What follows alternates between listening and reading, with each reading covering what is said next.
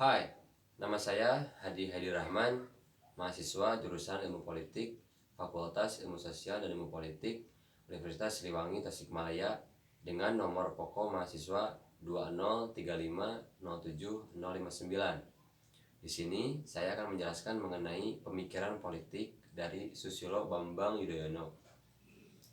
Jenderal TNI Purnawirawan Profesor Dr. Haji Susilo Bambang Yudhoyono MA GCB Aceh atau yang kita kenal dengan sebutan SBY merupakan Presiden Republik Indonesia yang ke-6.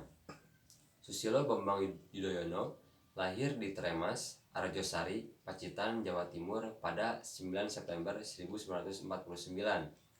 Ia merupakan Presiden Republik Indonesia yang terpilih sejak 20 Oktober 2004 sampai dengan 20 Oktober 2014, yaitu 2 periode masa jabatan, dan ia merupakan presiden pertama yang terpilih dari jalur pemilihan umum.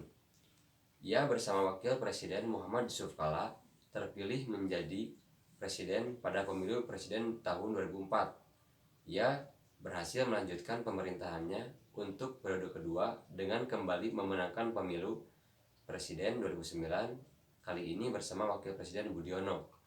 Sejak era reformasi dimulai, Susilo Bambang Yudhoyono merupakan Presiden Indonesia pertama yang menyelesaikan masa kepresidenan selama 5 tahun dan berhasil terpilih kembali untuk periode kedua. SBY merupakan pensiunan militer. Selama di militer, lebih dikenal dengan Bambang Yudhoyono. Karir militernya terhenti karena ketika ia diangkat Presiden Abdurrahman Wahid sebagai Menteri Pertambangan dan Energi pada tahun 1999 dan tampil sebagai salah seorang pendiri Partai Demokrat. Pangkat terakhir Susilo Bambang Yudhoyono adalah Jenderal TNI sebelum pensiun pada 25 September 2000. Pada pemilu presiden 2004, keunggulan suaranya dari Presiden Megawati Soekarno Putri membuatnya menjadi presiden pertama yang terpilih melalui pemilihan langsung oleh rakyat Indonesia. Hal ini dimungkinkan setelah melalui amandemen Undang-Undang Dasar 1945. Nah, apa saja keunggulan Presiden Susilo Bambang Yudhoyono pada saat itu? Yang pertama, harga BBM diturunkan hingga 3 kali pada tahun 2008 sampai 2009, pertama kali sepanjang sejarah. Yang kedua, perekonomian terus tumbuh di atas 6% pada tahun 2007 dan 2008, itu merupakan angka tertinggi setelah Orde Baru.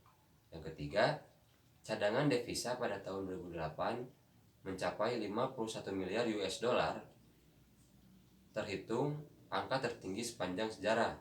Yang keempat, menurunnya rasio utang negara terhadap PDB terus menurun dari 56% pada tahun 2004 menjadi 34% pada tahun 2008. Yang kelima, pelunasan utang IMF.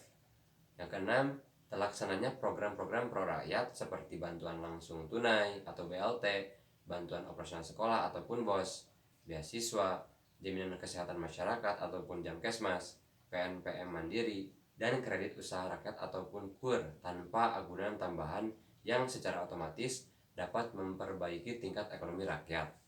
Yang ketujuh, ada pemberantasan korupsi.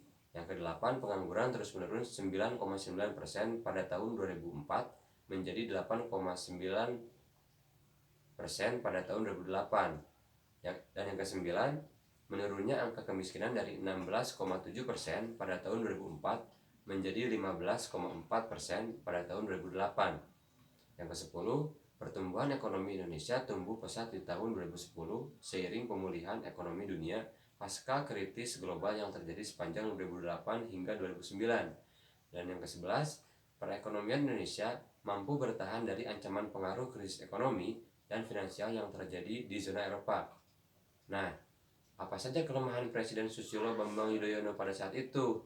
Yang pertama, harga BBM termahal sepanjang sejarah Indonesia, yaitu mencapai Rp6.000. Yang kedua, jumlah utang negara tertinggi sepanjang sejarah, yakni mencapai 1.667 triliun pada awal tahun 2009 atau 1.700 triliun per 31 Maret 2009. Inilah pembengkakan utang terbesar sepanjang sejarah. Yang ketiga, pengeluaran untuk administrasi yang luar biasa tinggi mencapai 15% pada tahun 2006, menunjukkan suatu penghamburan yang signifikan atas sumber daya publik. Yang keempat, konsentrasi pembangunan di awal pemerintahannya hanya banyak berpusat di Aceh karena Provinsi Aceh telah diporak-porandakan oleh bencana alam tsunami pada tahun 2004. Yang kelima, masih terdapatnya atau bahasa lain gagalnya pemerintah menghapuskan angka pengangguran dan kemiskinan di negeri ini.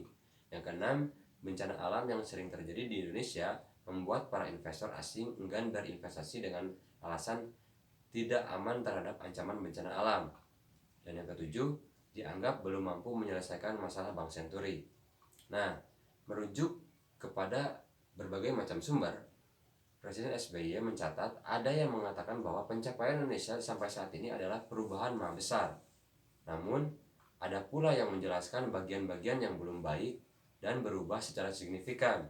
Presiden SBY mencatat, dunia melihat perkembangan demokrasi dan kebebasan di Indonesia, meski mungkin dalam negeri sendiri belum puas terhadap demokrasi yang berkembang. Keberhasilan yang dicatat juga soal penghormatan kepada HAM, keamanan dalam negeri yang makin pulih, kondisi politik yang makin stabil meski banyak riak, ekonomi yang terus bertumbuh, kerukunan sosial yang makin baik, serta peran internasional yang makin menguat. Sementara itu, sejumlah kegagalan dan kekurangan yang masih terjadi adalah kepastian hukum belum sepenuhnya terwujud, masih maraknya korupsi, birokrasi yang dianggap belum mencerminkan good governance, kerusakan lingkungan hidup, infrastruktur yang masih kurang memadai, serta biaya politik yang masih tinggi, terutama dalam pilkada. Presiden SBY juga mencatat gangguan terhadap kerukunan dan toleransi serta sejumlah aksi kekerasan yang mengganggu keamanan dan ketertiban publik masih kerap dijumpai. Ia menegaskan bahwa mari kita terima kritikan kepada kita untuk kita lakukan perbaikan dengan sungguh-sungguh. Sekian penjelasan dari saya, sampai jumpa kembali.